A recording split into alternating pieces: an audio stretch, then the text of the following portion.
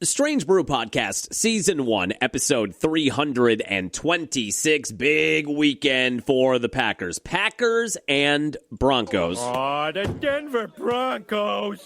I think owning the Denver Broncos is pretty good. Yeah. Well, explain to me why it isn't. You just don't understand football. Yeah. It's Packers and Broncos weekend.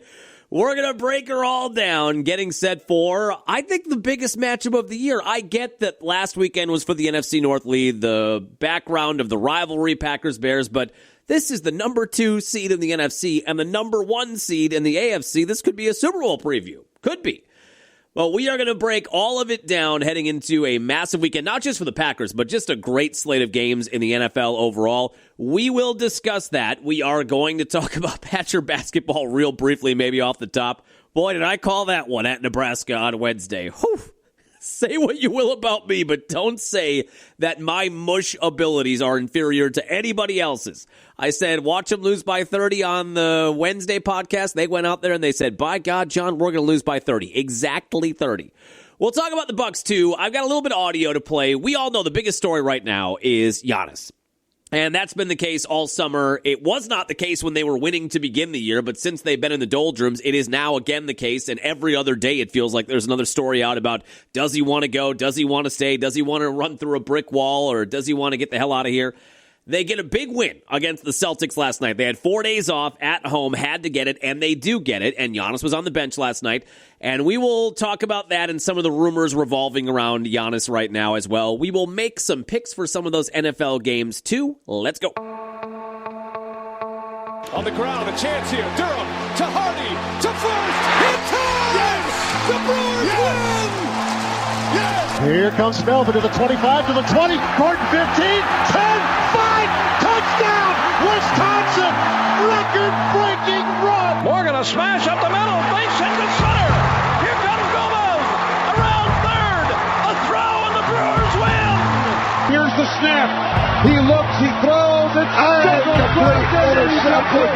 And there is your Super Bowl dagger. Booker the drive, gets inside, leans in, knocked away and stolen by Holiday. Phoenix has to foul, and a pinnacle ball throws it down. Swinging fly ball in the right center. Broxton is there, and they're the champions. They have done it. It's been a 50-year journey. Wisconsin, we've got a room at the top of the world tonight. The Milwaukee Bucks are NBA champions. We've got a couple of emails we're going to get to here as well. Don't forget, if you have a take, if you have a gambling pick, if you disagree with something I'm saying, if you want something changed or want to add something, whatever.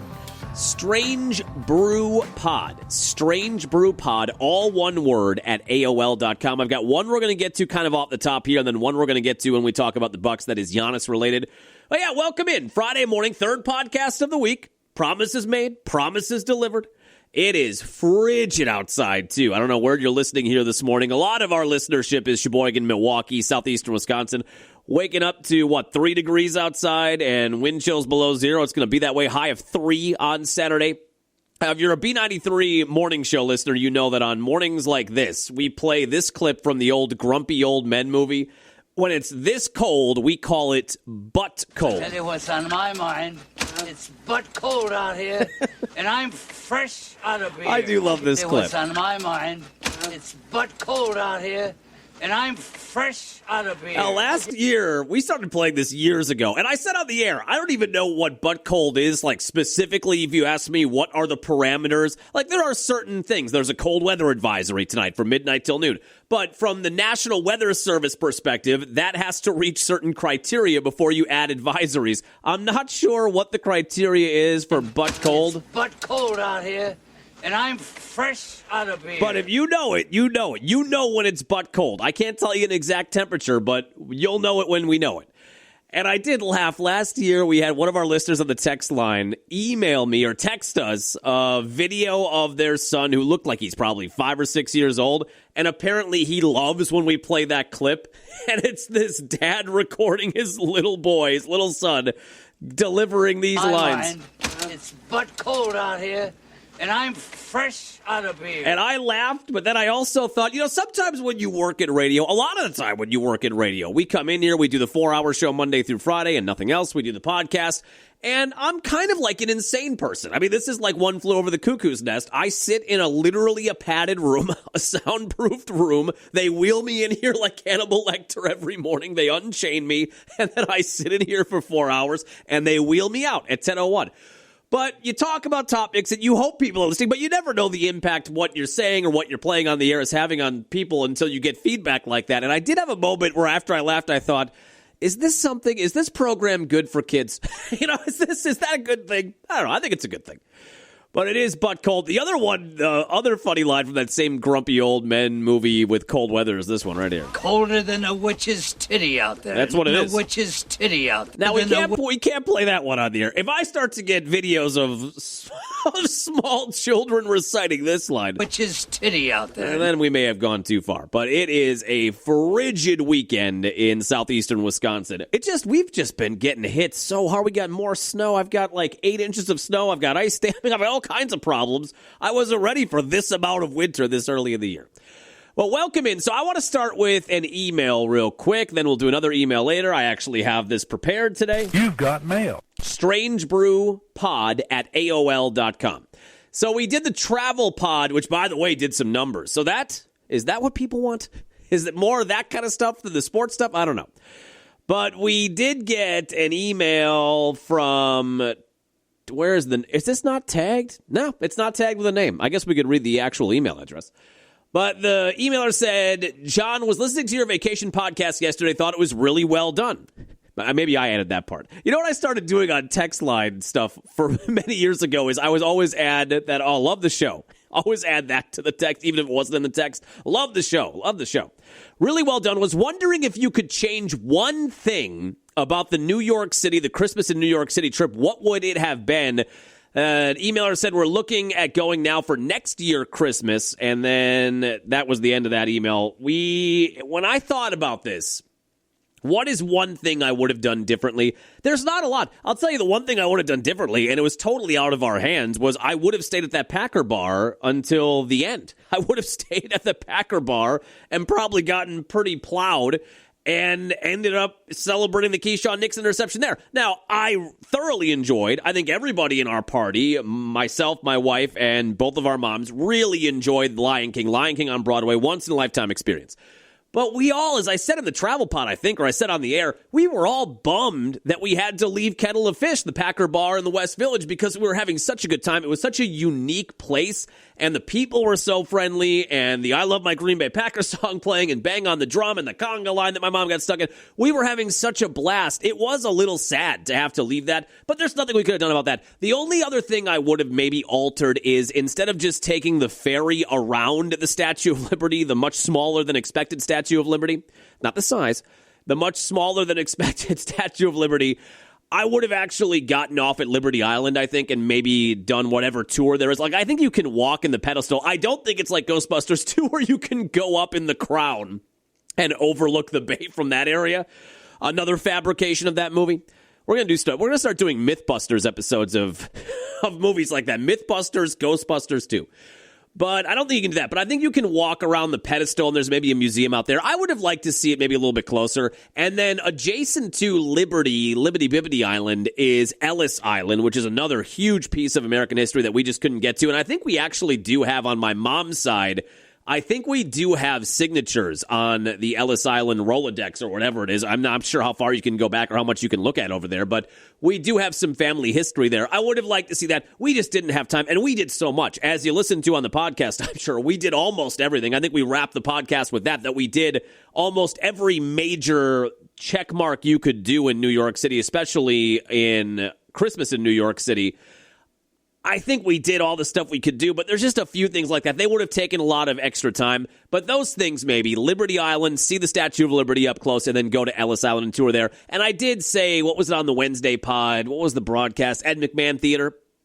I think I would have liked to see that just for the broadcasting history, but other than that, I really feel like we did everything. We saw the trees, we saw the department store displays, we saw basically everything that you'd want to see for Christmas in New York City, and the food, as we said, was fantastic. But those are a few things that maybe I would have changed up or added. But the biggest one is the Packer Bar, and I said to that emailer in a reply, I said, if you're going out there, if they are planning Christmas in New York like next year, pretty good likelihood if you're going over a weekend there will be a Packer game unless they have a super late bye week. But I would just kind of plan around that and understand the flex scheduling, because I would, if we went back for any reason during football season, I would go to that bar. I'd want to stay and do the whole thing, the whole game at Kettle of Fish. All right, with that said, let's hop into it. Packers and Broncos this weekend. You've got the number 2 seed Packers, 9-3-1, winners of 4 in a row, heading to Denver, the Sunshine State. And they are 11-2. They've won 10 games in a row. As you know, if you listen to this podcast, the Denver Broncos have been very profitable for us. They've hit the over on 9.5 wins and then some. I have them at plus 185 to win the division. Right now, they've got a 2-game lead on the Chargers. Chargers are in Kansas City. The Chiefs are battling for their playoff lives. It's at Arrowhead. I kind of feel like the Chiefs will win that. So that way, if the Packers win in Denver and the Chargers lose in Kansas City, then I don't come out any worse for the wear when it comes to that AFC West bet. But I think that's going to hit. We have Denver to make the playoffs. That is certainly going to hit, even though that's not officially official yet. But this is on a list of major games this weekend. Major games. This is, I would think, the marquee or the premier. It's in that spot. CBS had it protected so it couldn't get flexed out. 3:25 kickoff. You've got, hello, friends, Jim Nantz and Tony Romo on the call and the whole A crew. And these are two of the, I think, best thought of teams in the NFL at this moment as we head into, what is it, week 15? Now, we were doing a little bit of history for Packer Trivia this morning on the B93 Morning Show. The all-time series between these two teams is 7-7-1. I guess I should have looked back to what the tie would have been all about, but they've only played each other 15 times. We did have several Broncos fans, like way more Broncos fans than should exist, listening to the B93 Morning Show. Our afternoon guy, Matthew J., is a huge Bronco fan and always has been. And then we've got one texter who I would specifically reference on the morning show and has texted in quite a bit, called Bronco Guy. But then we got other texts from listeners and numbers that I don't have saved in our contact list that were saying, go Broncos this morning. I thought, how many Bronco fans are on this or listening to this morning show? You kind of expect there's going to be a handful of Bears fans out there, some Vikings fans out there. Cowboys fans are going to exist everywhere, even though we don't want them to. But I didn't expect that amount of Bronco love on the Sheboygan's Country B93 text line. We did have one, though, that texted in after we talked about some of the series history and played the clip I'm going to play you here in a minute. We had one texter on the morning show that said, is there any history, John, let's say January of 1998, maybe January 25th, 1998? Any history there you want to talk about? I said, I have no memory. I have no recollection of that date. I have no idea what happened on that day, nor do I even want to investigate what could have happened on that day. But this is a series that is 7-7-1 all time. The Packers have only won in Denver one time. This will be the 9th meeting in Denver. They are 1-7 all time at Mile High Stadium. The one win, can you remember it? I'm going to give you just a second. I'm going to read some other stuff to you. We'll give you a second to think about it. But they only have one win in Denver. Should we play the Jeopardy theme? We can't afford that. That is something we certainly can't afford. But in a series that is tied heading into Sunday, the only win the Packers have in Denver goes back to October 2007, Monday Night Football. Are you getting closer now? Monday Night Football. Packers, Broncos, of course. Brett Favre, Greg Jennings. Play action from the 18. Want it all. Deep down the field. It is holding by Greg Jennings. The Packers win in overtime.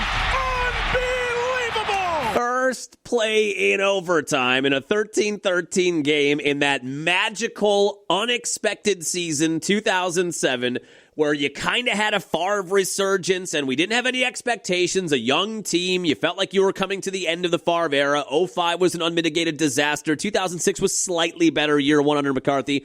And then they just burst onto the scene that year, won a ton of games, won a ton of close games. That was when McCarthy's offense, not that it isn't anymore, well, he's not even in the league anymore, but that was when the Mike McCarthy offense really hit peak innovation. Remember, they would go 4 or 5 wide. A lot of teams do that, especially the 5 wide.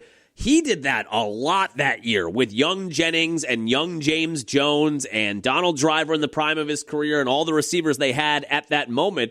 That was sort of innovative stuff back then, and they were just slinging it all over the place, and they go 13-3 that year, and nothing bad happened at the end of the year. B93.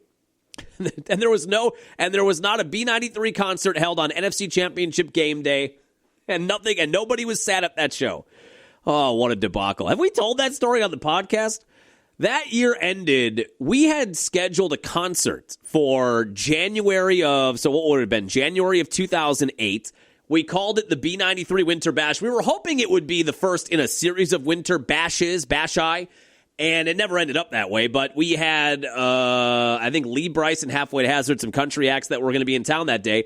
And I remember when our program director at the time, Eddie, we were looking at the schedule, and we had the two groups had available dates, both of them, on January 20th.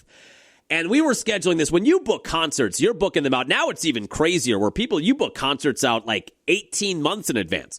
But at that time, we were doing about 7 or 8 months in advance. So it was the summer of 2007. The season hadn't even started yet.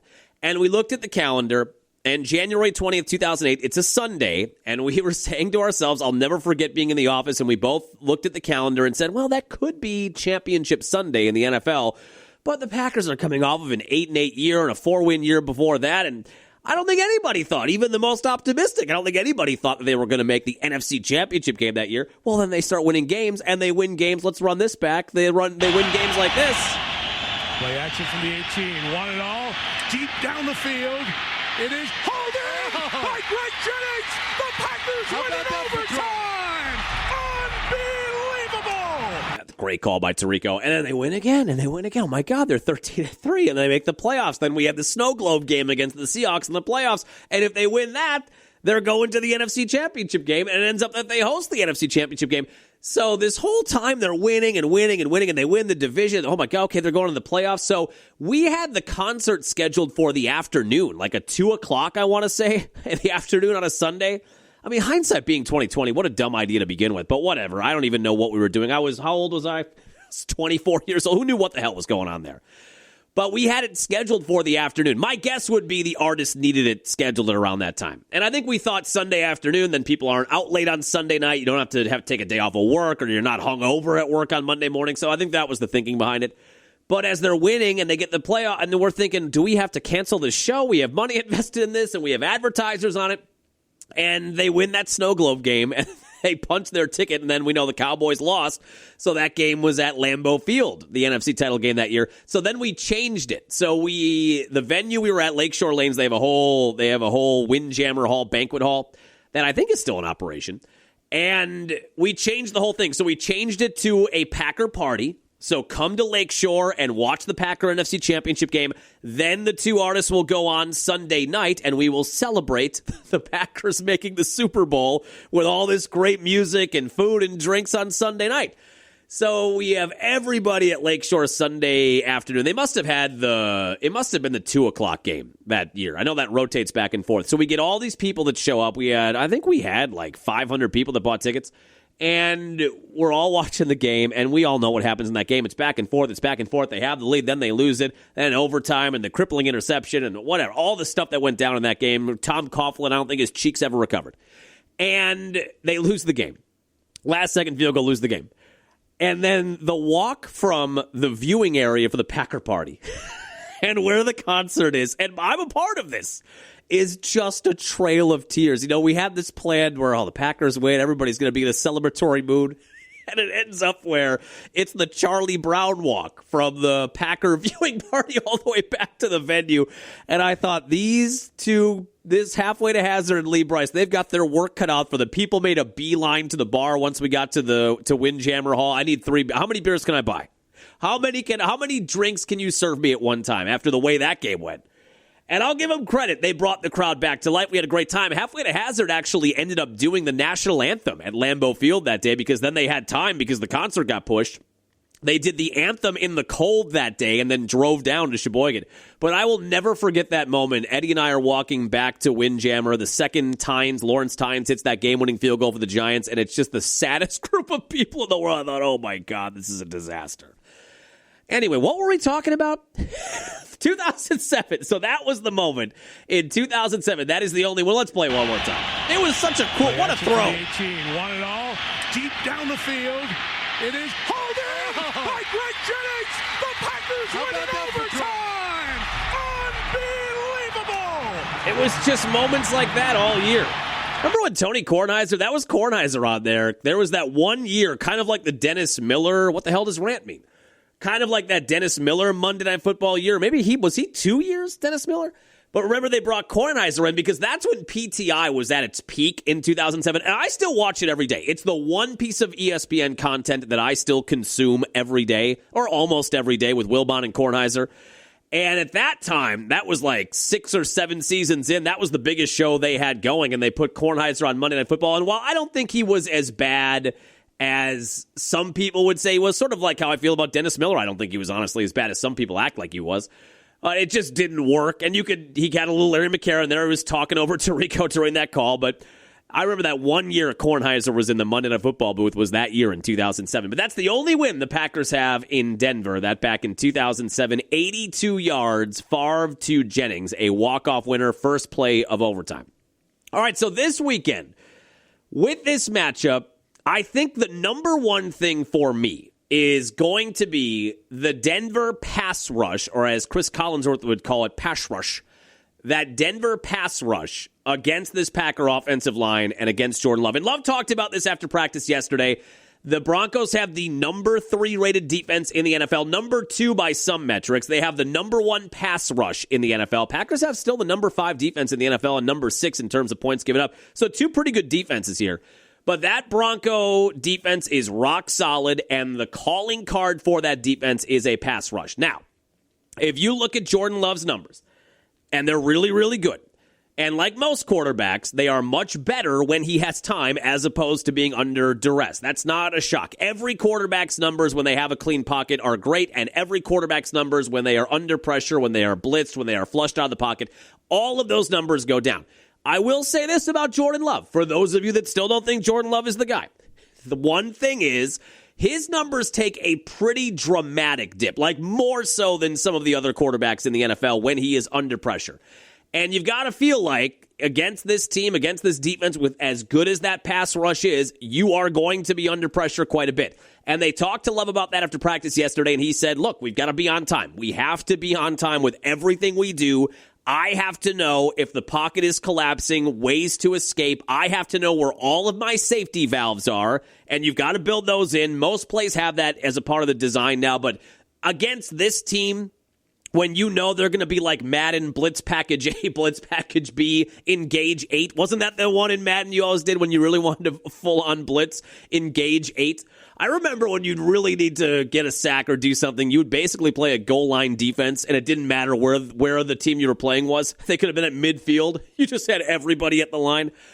But when you know they're going to be firing a lot of different guys, and it's not like the Packers where the Packers have had other guys step up. Rashawn Gary has sort of been disappearing as the season has worn on, but Enikbari's gotten some sacks. He had a sack against Chicago last week. Packers have other guys other than Micah Parsons, but Parsons is the guy, right? The Broncos have a host of guys that they're going to send, both edge rushers, linebackers, safeties. So they're going to show you a pretty complex set of blitz packages on Sunday, and they've just got to be good at identifying them. Packer offensive line has been better. I know we've discussed that. I think it has solidified itself a bit with Sean Ryan at center.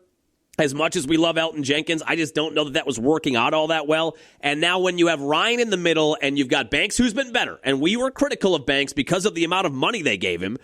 We were critical for the first half of the year. He has been a lot better and grading out a lot better at that left guard spot. And now you've got Belton in there at right guard. You've got 3 ginormous human beings, road grading offensive linemen at center and at each guard. And Walker's been fine at tackle, and it feels like Zach Tom is healthier now at right tackle, and he's performing up to the expectation that you would expect for a guy that signed the contract extension he did.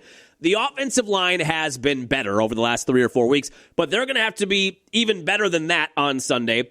And Jordan Love can.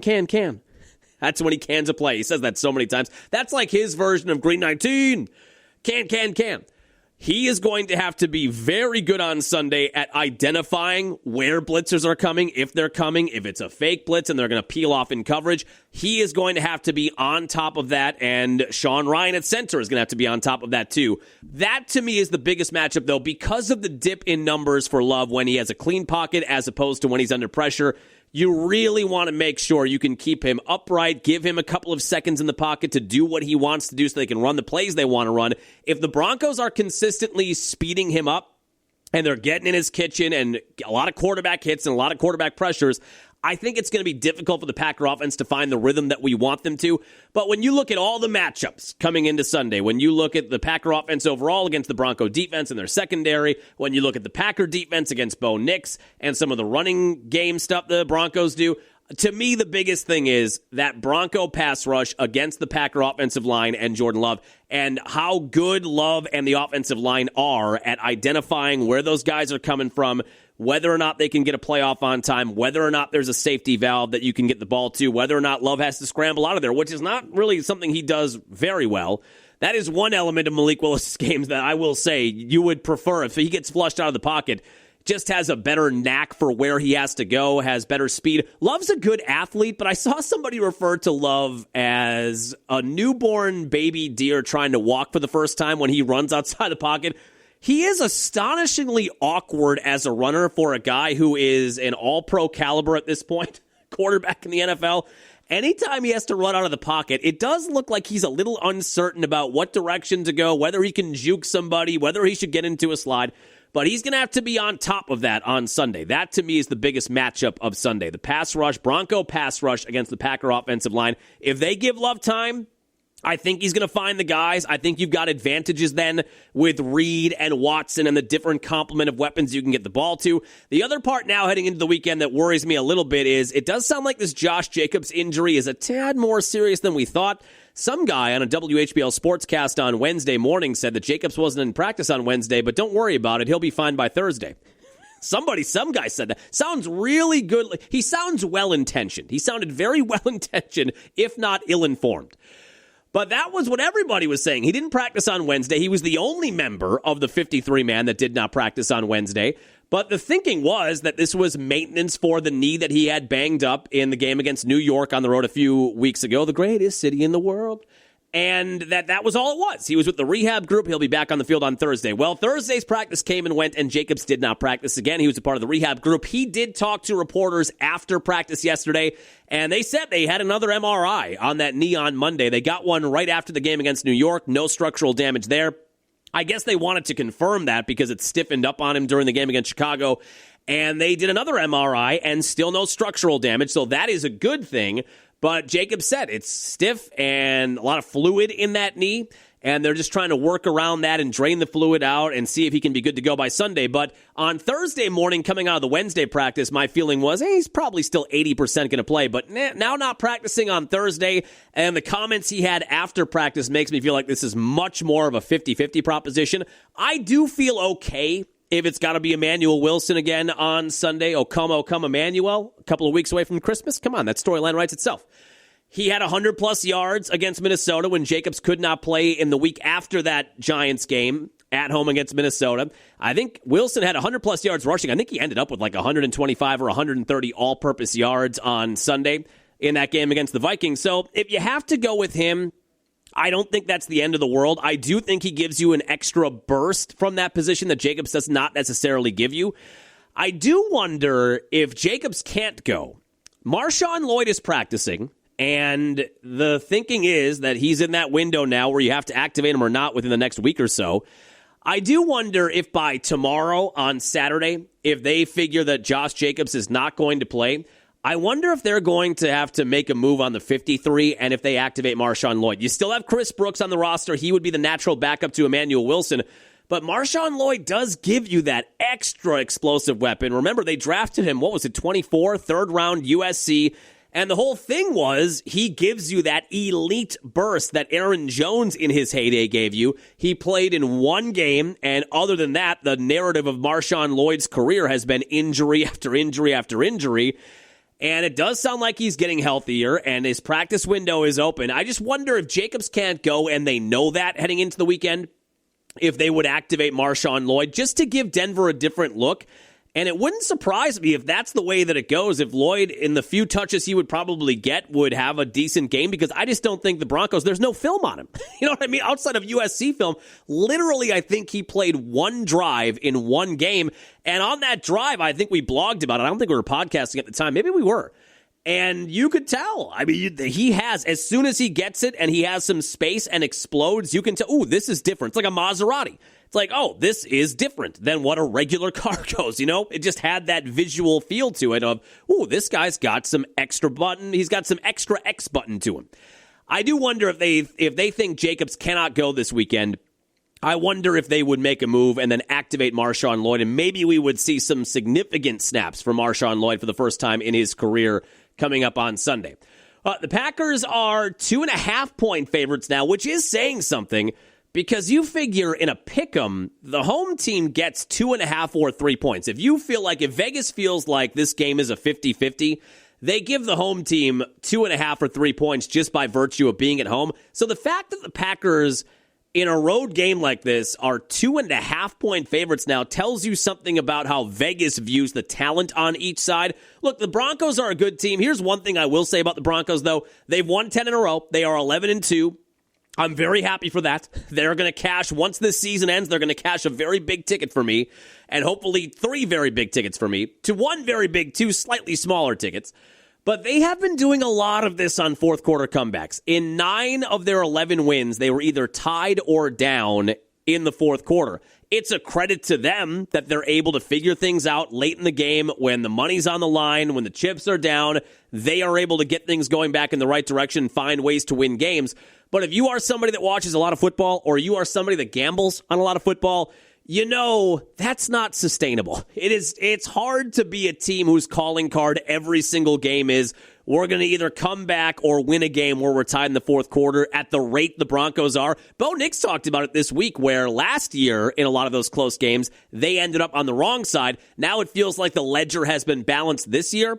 But that's a lot, guys. 11 wins, 9 of the 11 wins. So if this is a close game in the fourth quarter, I think the Packers have the weapons on offense to put it away. I think Micah Parsons, as we've talked about, is a clear closer at this point. A guy who brings his best in a close game in the fourth quarter, seems to ramp up already his ultra-high talent level. And if you can get this to a point where you have a lead late, I know the Broncos are going to feel like we can do this. We've done it all year. I just feel like at some point the odds balance out a little bit, and I think the Packers are going to be able to find a way to get this one done on Sunday. But they go into it as 2.5-point favorites, one of the marquee matchups of the weekend. See if the Packers can get a massive road win, and then they stay on the road on a short week going to Chicago on Saturday the following weekend.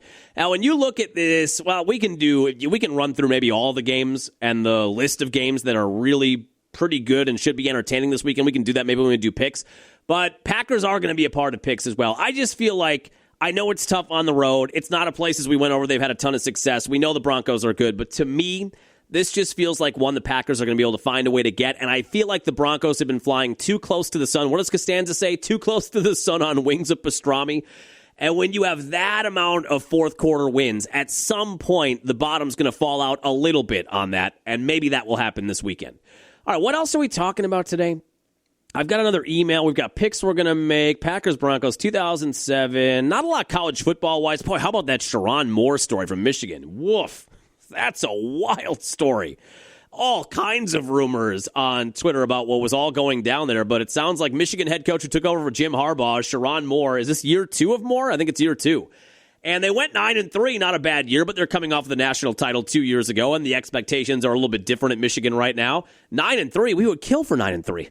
Badger fans, we would be throwing parades if Luke Fickell went 9-3.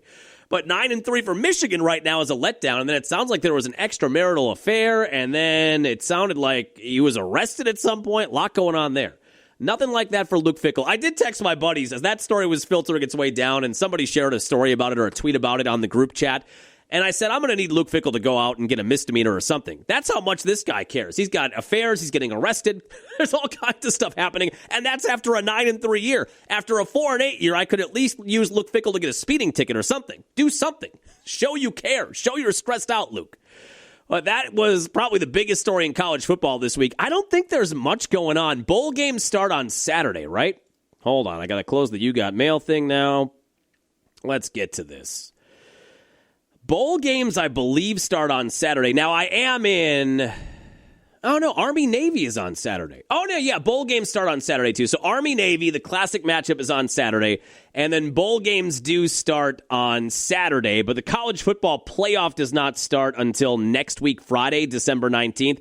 I am in and have been now for, I think, 3 years. One of my best buddies from college, his brother, does an ESPN Bowl Pick'em Challenge where we all throw in a certain amount of money, and then we make confidence point picks on every bowl game. So you pick a winner, and then you assign confidence points to it, I think between 1 and 45, because there are 45 bowls. So if you think this team's going to win and you think there's no chance they don't win, you put 45 confidence points on it, then the 45 is used. Then you got to use 44 on something, 43. So we've been doing this for a while. And it's a fairly decent pot by the end of it. So I've got to make my picks for Saturday's games. We've got South Carolina State and Prairie View A&M in the Cricket Celebration Bowl Saturday. And then, well, Saturday night's not too bad. Boise State and Washington in the Bucked Up LA Bowl. Bucked Up, say that one slowly on the air. Bucked Up LA Bowl. And then next Tuesday, Troy and Jacksonville State. Next Wednesday, Old Dominion in South Florida in the Staff DNA Cure Bowl. So that's what we do. That's the way that I incentivize myself to watch these games. Because the bowl games, I remember as a kid, it was awesome on New Year's Day. When they were all on either New Year's Eve, New Year's Day, or a day or two after, I loved that as a kid. You had like 50 different games going on. And then that's become more watered down as the years have gone by. And now since the college football playoff, and really even since the BCS, it feels like just the run-of-the-mill bowl games aren't as fun as they used to be. And now definitely in the college football playoff era. But ever since I got that email 3 years ago, the bowl challenge, and now I've got some money on it, and it's a winner-take-all for 500 or 600 entertainment points. So there is a reason then to watch every single one of these games when you've got a stake in every single one of them. So I'm thankful for that Bowl Pick'em Challenge to incentivize myself to watch these games. But those do start on Saturday. Real quick before we talk about the NBA, let me just play this clip from the Wednesday podcast. I think we talked about this in the teaser. We'll do a real quick college basketball. Badgers were at number 23, Nebraska on Wednesday.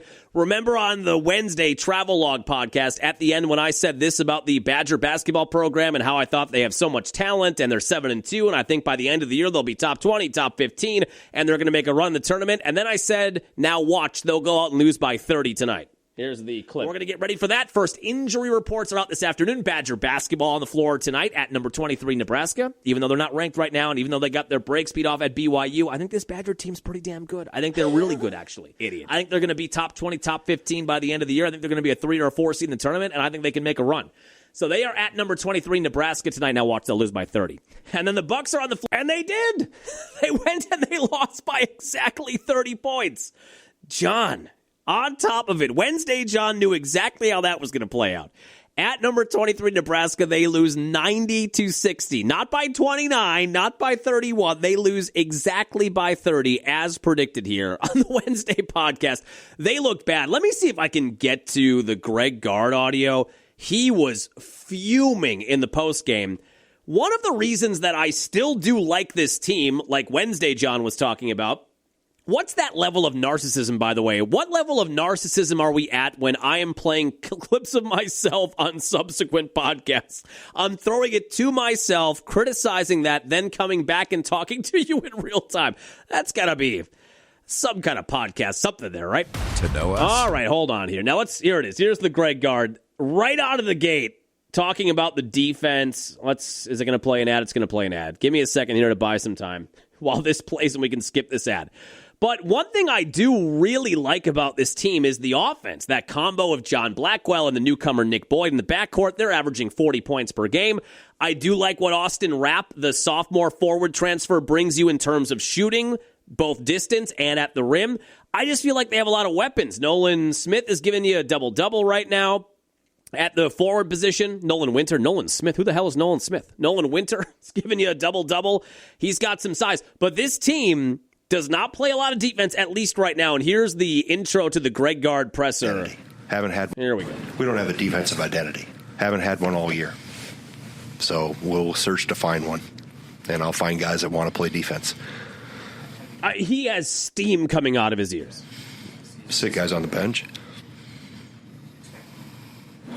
We'll find out in the next 9 days, right? We haven't had a defensive identity all year. And everybody gets all rah-rah about our offense, but that's me, by the way. He's talking about me. It's the other end of the floor that's caused us the trouble for the most part. And obviously tonight it was, credit to Nebraska.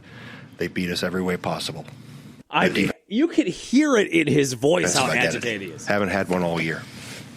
So we'll search to find one. It is fascinating because we talked about either a podcast or two ago about that Badger offense and how remarkable it is what Greg Gard's been able to do. Because when I think back to when I was younger, watching the Dick Bennett Badgers and the Bo Ryan Badgers, with the exception of the 2 Final Four years, because in those instances, he just had so much talent, it was almost impossible for those teams with Kaminsky and Decker and Koenig and all the weapons they had. Who's the point guard I'm not remembering there? Koenig?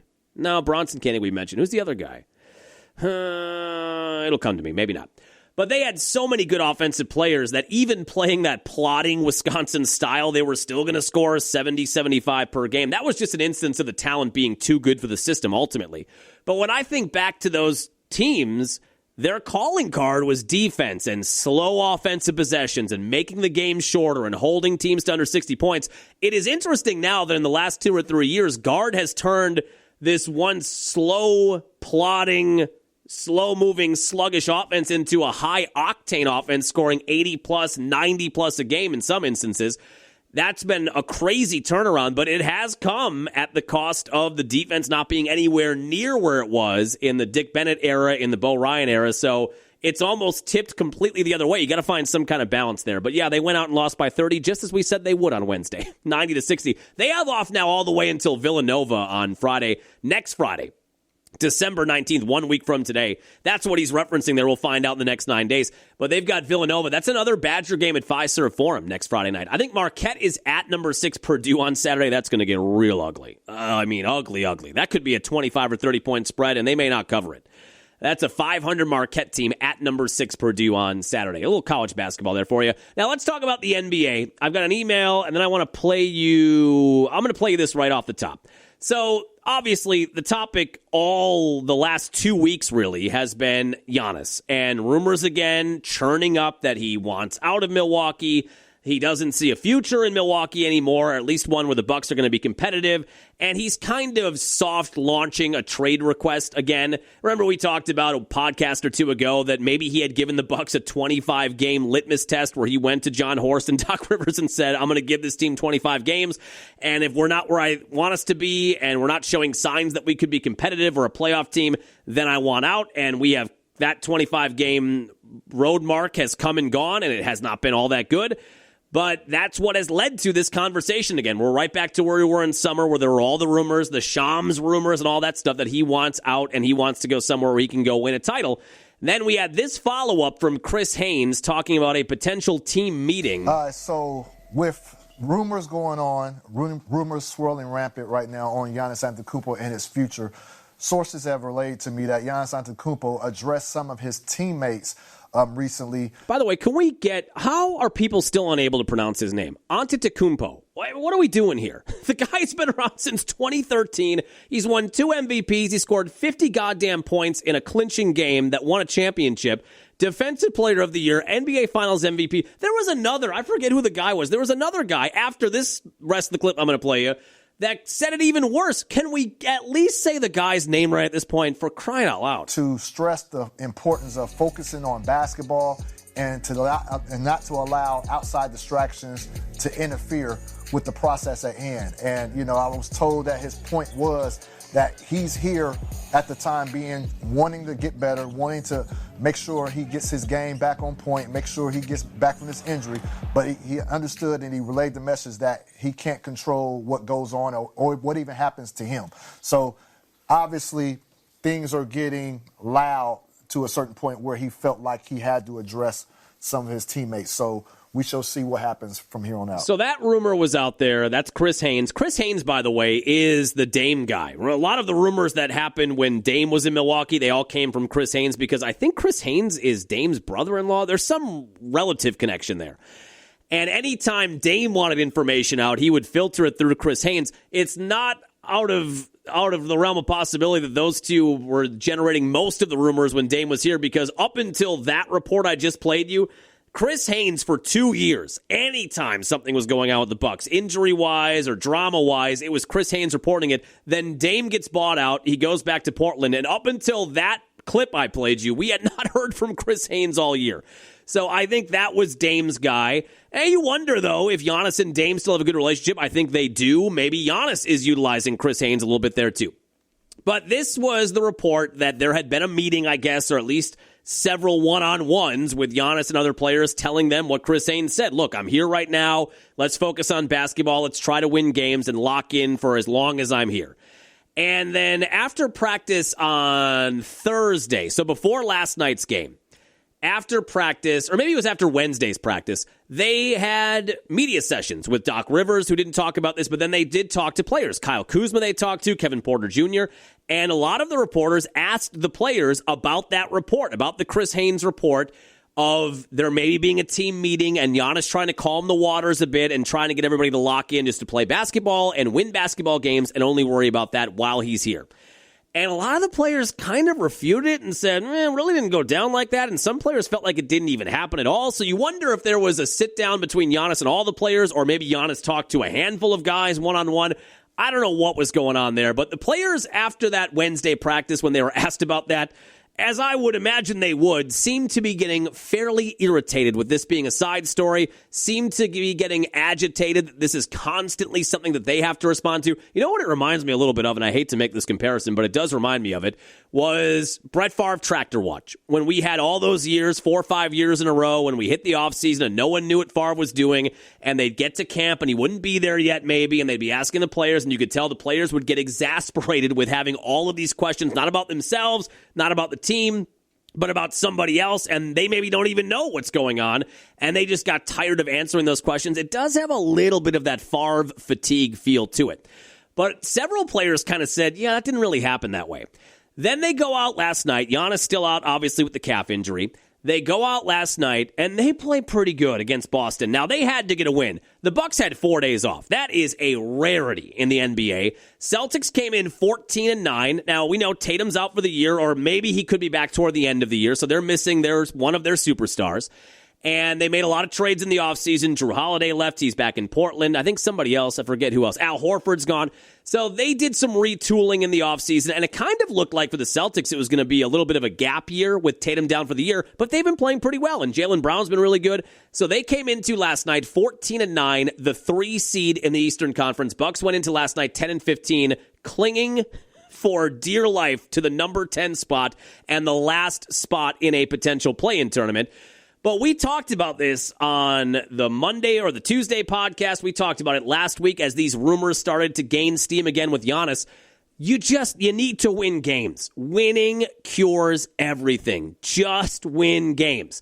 And Kevin Porter sort of said that when they asked him about this meeting. Did this meeting happen or not? Did Giannis talk to you? And Porter said at the end of his presser that day on Wednesday, he said, look, I'm not going to address these false rumors anymore.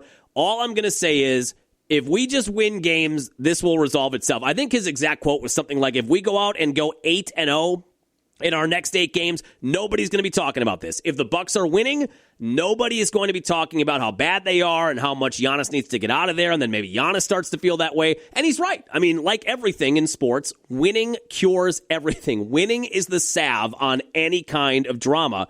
And they went out there and got it done last night. Down by 7, or down 21-8 in the first quarter, down by 7 at halftime. They flipped the game in the third quarter, outscored the Celtics 27-13 in that third quarter, and they win going away, 116-101. But given the fact that you had all of that rest leading into last night, that was one you absolutely had to get, and they did. And Kyle Kuzma and Bobby Portis Jr. were excellent yesterday. They had Kuzma with 31 points on 13 of 17 shooting. I don't know what to make of this guy.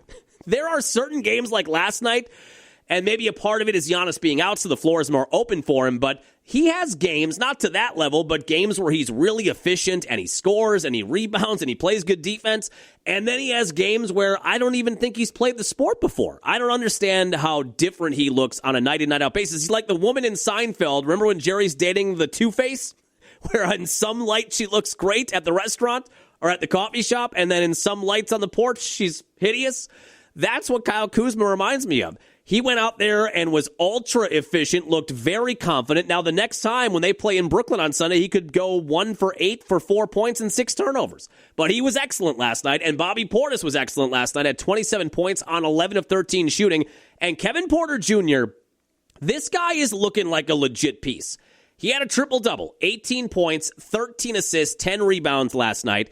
He has only played 7 games now because, remember, he got hurt game 1, first quarter of game 1. He's just getting back. So he's played 7 games this year. He is averaging 21.5 points. He is shooting 55% from the field as a guard and shooting better than 50% from beyond the arc. Like I said when we talked about his stats a podcast or two ago, those numbers, the 3-point shooting numbers in particular, are going to go down. If he shoots better than 50% on the volume of threes he's taking for the whole year, he's going to be an all-star.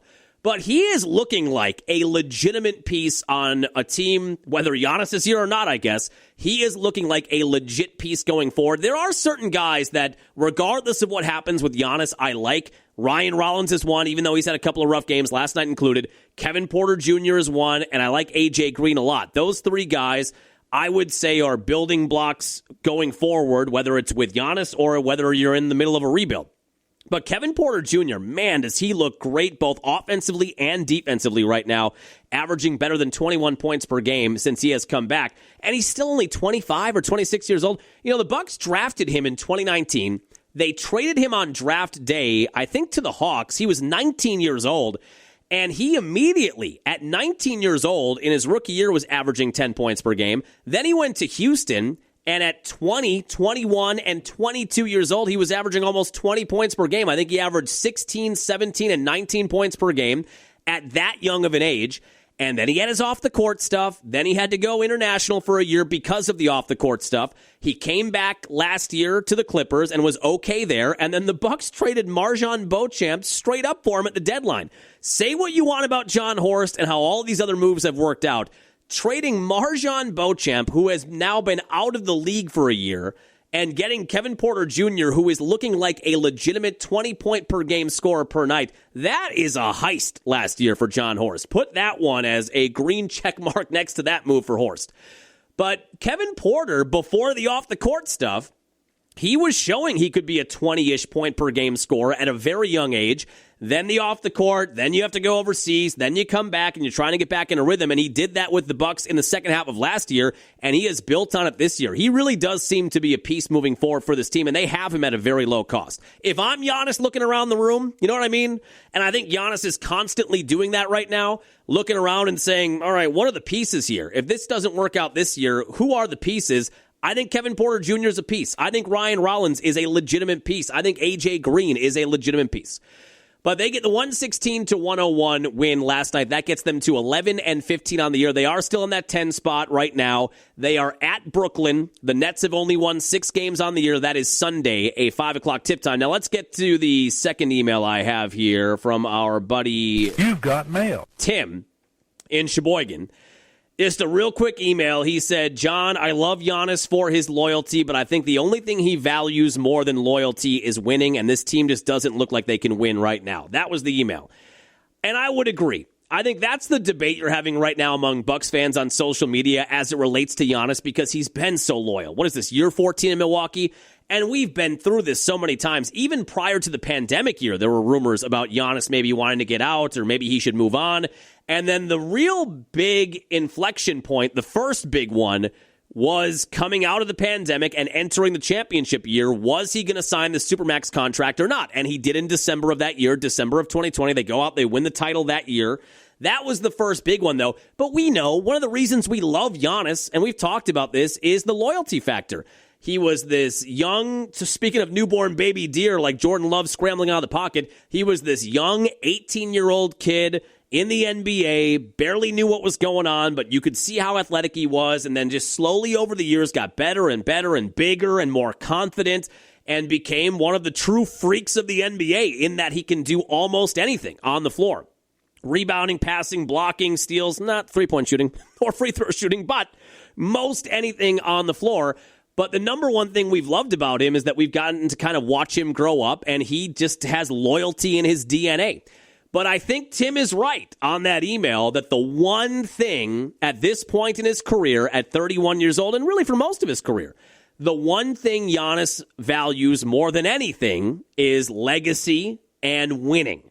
And I think he wants to stay here. I was talking to somebody at curling last night, and we were talking about this after we got off the ice, and somebody said, do you really think he wants to leave Milwaukee? And I said, no, I don't. I don't think he does. I think he wants to be. I really think Giannis wants to be Kobe. I think he wants to be Tim Duncan. I think he wants to be, MJ before the Wizards thing when he unretired for a third time. But I think he wants to be a guy who stays with one franchise his whole career and wins multiple championships with that franchise.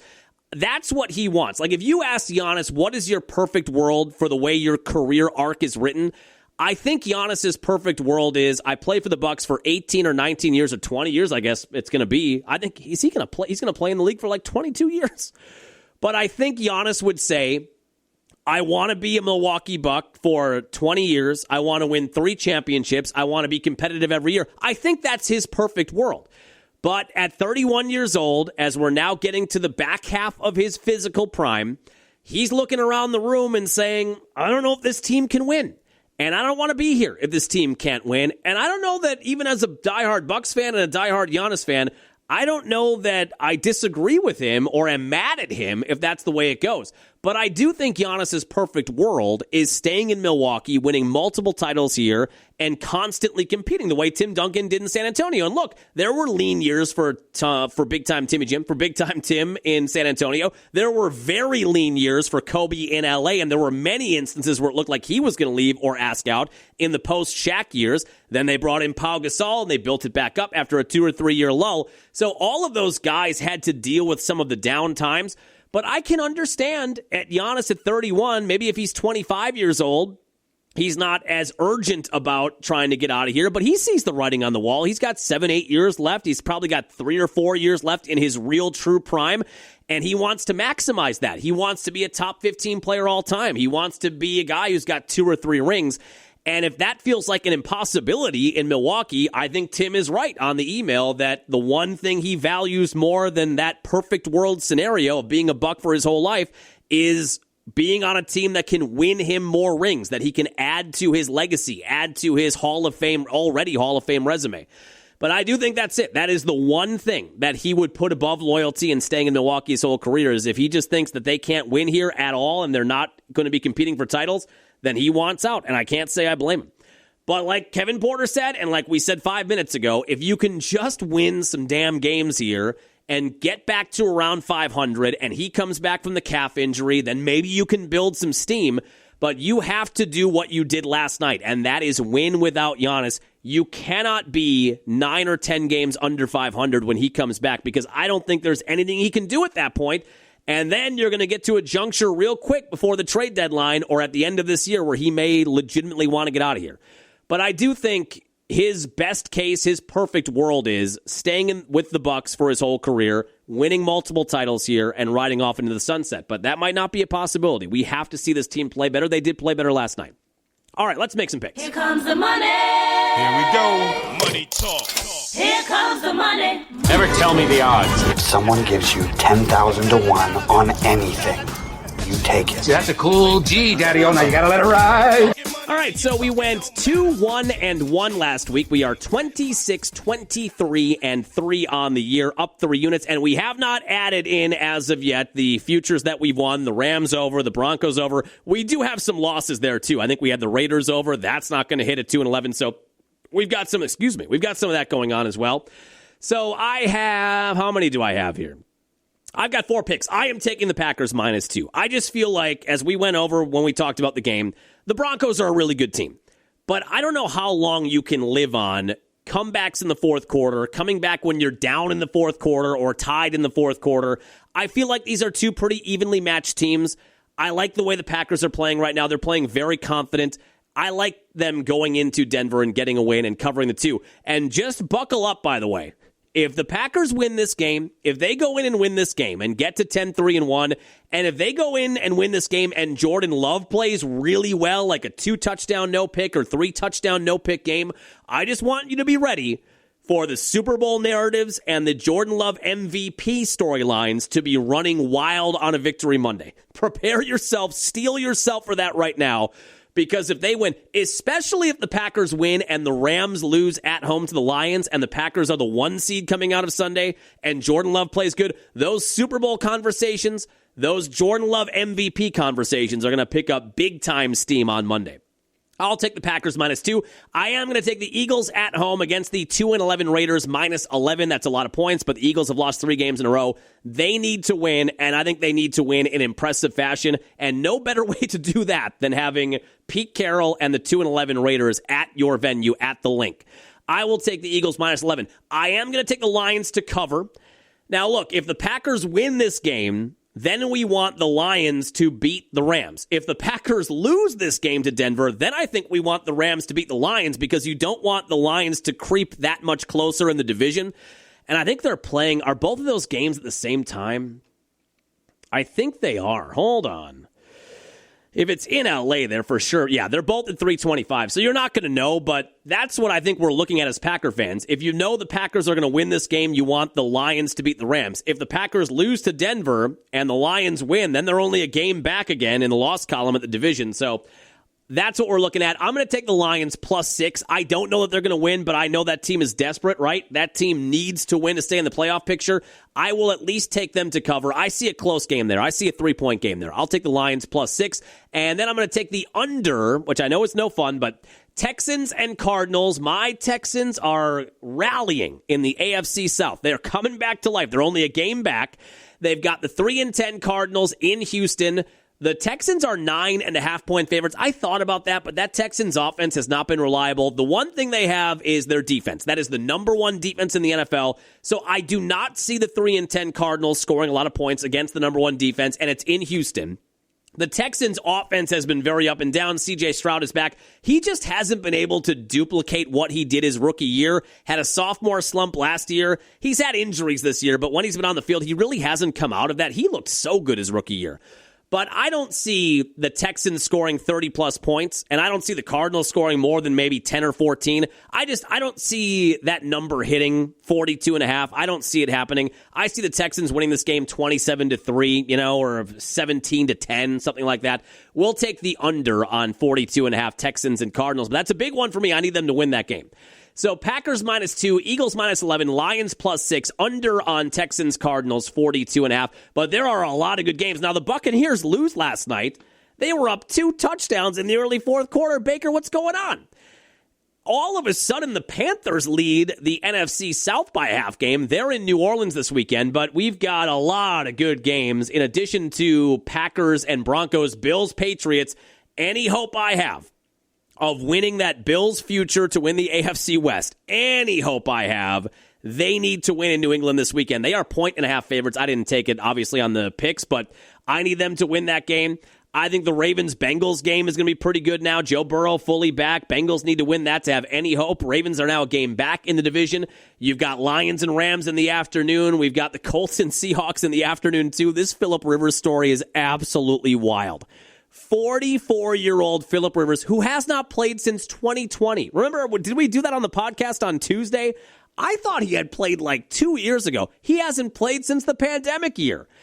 And he was doing hilarious press conferences this week. They signed him to the practice squad, but it sounds like, according to Twitter, Phillip Rivers is going to start this game in Seattle on Sunday. That's like a Disney movie. He's going to come back after 5 years and start a game at 44 years old in Seattle against the 10-3 Seahawks. Crazy. Oh, that's going on at 325 too. Yeah, the 325 slate is loaded. You've got Colts, Seahawks, Lions, Rams, and Packers, Broncos. And then the night game, Vikings in Dallas. Dallas trying to stay alive. And Monday night, you've got Rodgers and the Steelers taking on the Dolphins in Pittsburgh, and they need to win that game too. A lot of good stuff this weekend. But those are the 4. Packers -2, Eagles -11, Lions +6.5, Texans, Cardinals under 42.5. That'll do it for a 3-podcast week. Have a happy, safe weekend. Hopefully we're coming back on a Victory Monday. Hopefully we're talking about that Super Bowl narrative. Hopefully we're talking about that Jordan Love MVP narrative. Jordan Love right now is +1,000 to win the MVP. The number 1 odds are Stafford. He's -160, I think. Then Drake May is +170. and then Love at plus 1,000. So he is a distant third, but he right now has the third best odds to win the MVP. I might throw a little tickler on that just because I don't think you're going to get a better price than that, especially if they do win this weekend and he plays well, and let's say the Rams do lose. That's going to shift quite a bit. I would think we'd be waking up on Monday morning to Love in more in the plus 500, plus 600 range, so I think I might want to get in on that at plus 1,000. But hopefully we're talking about all of that on a Victory Monday. Have a happy, safe weekend. Stay warm in the butt-cold temperatures. We'll be back on Monday. We'll chat with you then.